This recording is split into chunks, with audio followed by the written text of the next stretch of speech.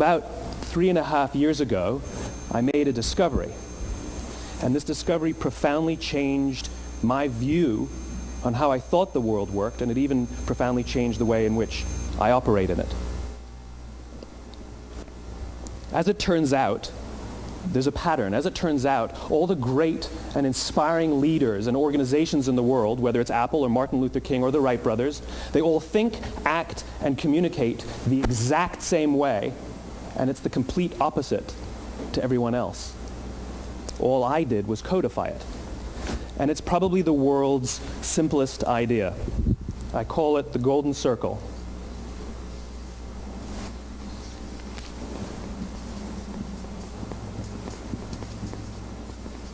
Why, how, what? This little idea explains why some organizations and some leaders are able to inspire where others aren't. Let me define the terms really quickly. Every single person, every single organization on the planet knows what they do 100%. Some know how they do it, whether you call it your differentiating value proposition or your proprietary process or your USP. But very, very few people or organizations know why they do what they do. And by why, I don't mean to make a profit. That's a result. It's always a result. By why, I mean what's your purpose? What's your cause? What's your belief?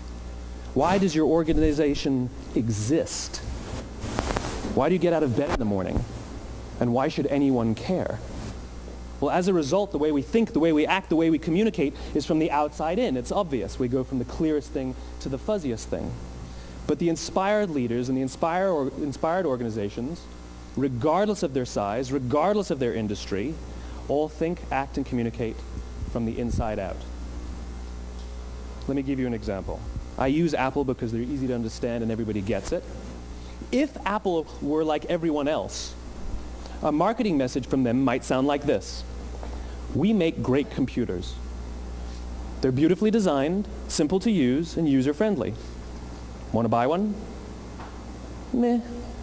And that's how most of us communicate. That's how most marketing is done, that's how most sales is done, and that's how most of us communicate interpersonally. We say what we do, we say how we're different or how we better, and we expect some sort of behavior, a purchase, a vote, something like that.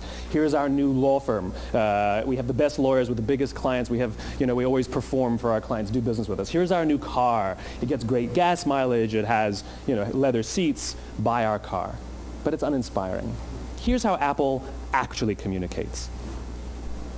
Everything we do, we believe in challenging the status quo. We believe in thinking differently. The way we challenge the status quo is by making our products beautifully designed, simple to use, and user-friendly.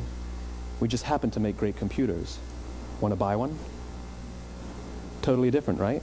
You're ready to buy a computer from me. All I did was reverse the order of the information. What it proves to us is that people don't buy what you do, people buy why you do it. People don't buy what you do, they buy why you do it. This explains why every single person in this room is perfectly comfortable buying a computer from Apple. But we're also perfectly comfortable buying an MP3 player from Apple, or a phone from Apple, or a DVR from Apple. But as I said before, Apple's just a computer company. There's nothing that distinguishes them structurally from any of their competitors. Their competitors are all equally qualified to make all of these products.